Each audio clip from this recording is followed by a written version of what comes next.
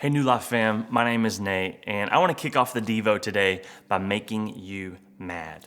I want you to think about the most offensive thing that has ever happened to you. Go ahead. It probably still makes you mad to think about. I know that mine does, because offensiveness is powerful.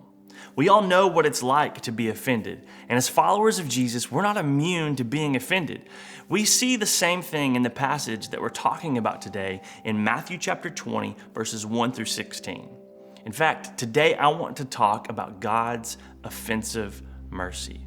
That's right, God is so merciful that it's offensive to people. So let's quickly recap the story Jesus told. A guy, he went to pay his employees a previously agreed upon wage.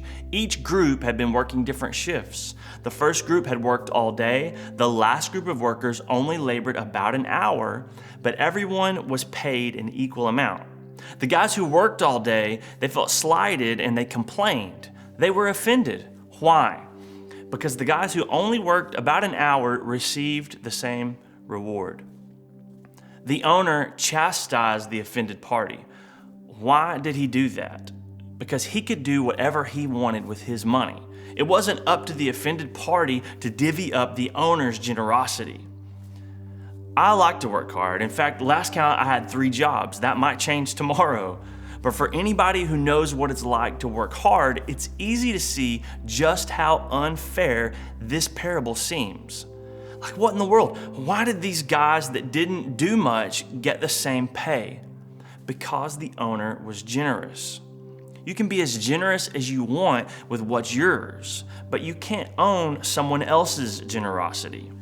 As a follower of Jesus, this is where it gets tricky if we're not careful, because God is so merciful. Someone following Jesus for decades gets the same mercy as the one who's only followed him for a few months. God's mercy doesn't operate on a balanced budget. My wife Jamie and I, we have a budget in our family. We live well within our means. Why?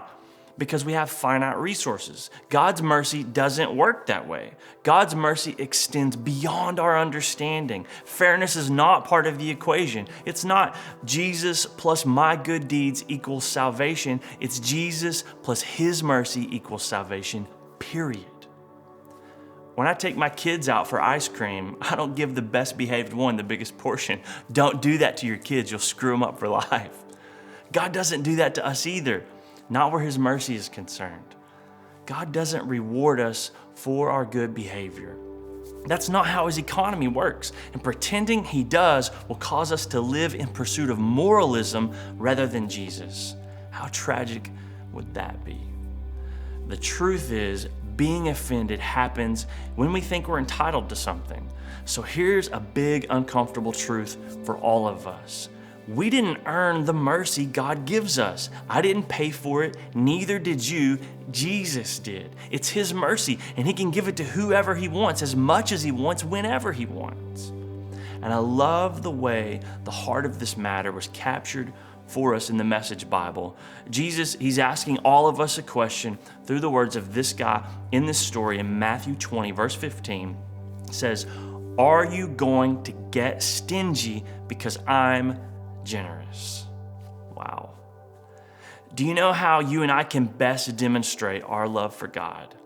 Reject being stingy, reject being offended, by rejecting a sense of fairness surrounding mercy. Instead, let's all resolve to share mercy. Share the mercy God gives us like it will never run out, because God's mercy never will. So what do we do with that? Well, for starters, find someone to celebrate the generosity of God with today. Ask a friend or coworker what God has done for them, and when they tell you, celebrate. And if they're struggling, loan them some of the mercy God has given you. Ask them if you can pray for them. Maybe you've never done anything like that before. Today is a perfect day to try it for the first time. As God's mercy moves through you, you'll see your own potential for offensiveness being pushed away, and you'll live in the deep end of God's generosity, a place where people meet Jesus, and the love of God is the most treasured commodity. Man, heaven help us all to live like that. Amen.